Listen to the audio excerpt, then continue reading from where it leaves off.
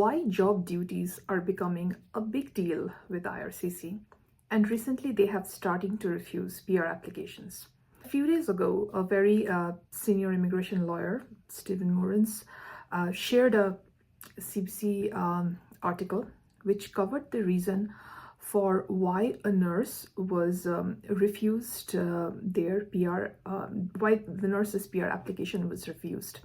So according to the news report, that the registered nurse was refused for a PR residence application because his reference letter from St. Boniface Hospital, I believe in Winnipeg, confirmed his job title but did not describe the job duties.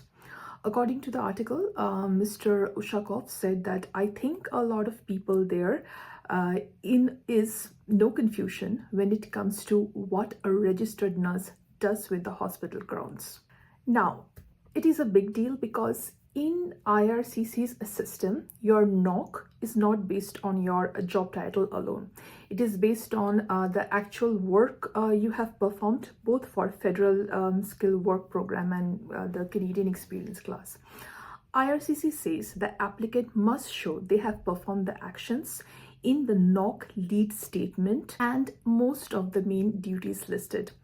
IRCC also tells that applicants who choose the knock that most closely aligns with their work experience, so they are assessed under the correct program. So this is an important reminder when an applicant is claiming their work experience while doing their PR application, that how you kind of list the duties and for which aspect you claim the points is critical.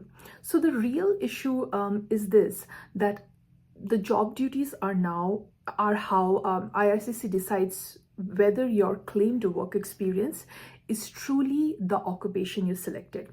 Now, so if the duties do not line up, the officer can conclude that the work experience does not qualify as claimed, which can affect both the eligibility and CRS points. In fact, I would say IRCC's own category-based selection report says that after an ITA, officers assesses the PR application against program and category requirements and verifies the express entry points point by point that you have claimed. So an ITA is therefore not the final approval. This feels more serious lately is that the occupation is now holding a great importance, and occupation now drives more of the system than before. Under the category-based selection, candidates can be invited because they have a work experience in specific occupation or category, and IRCC's 2026 categories include targeted groups such as transport occupations, researchers, recently held draw on March 4th for senior managers, and Canadian work experience. So those are kind of coming under that category specific draw. So that means the knock attached to a person's work history is no longer just like a background detail. It can determine whether like they are even eligible for a targeted round in the first place or not. So that kind of naturally makes officers more careful at the PR stage.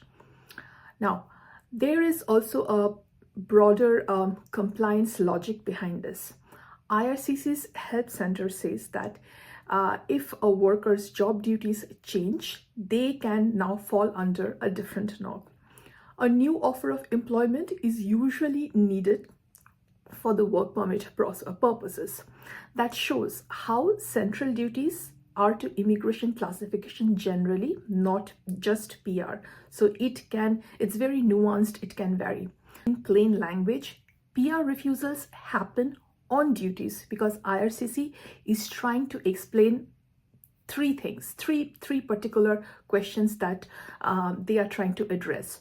So the first thing is, was this really the occupation claimed? So they will go and re-verify every time the occupation you have claimed points for. So was this really the occupation claim? That's the first thing.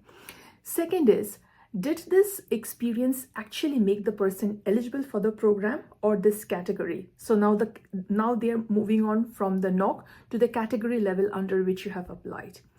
The third thing is, where the points claimed based on the correct knock and the real duties. This is where they are actually breaking down the duties you have performed, the CRS you have scored.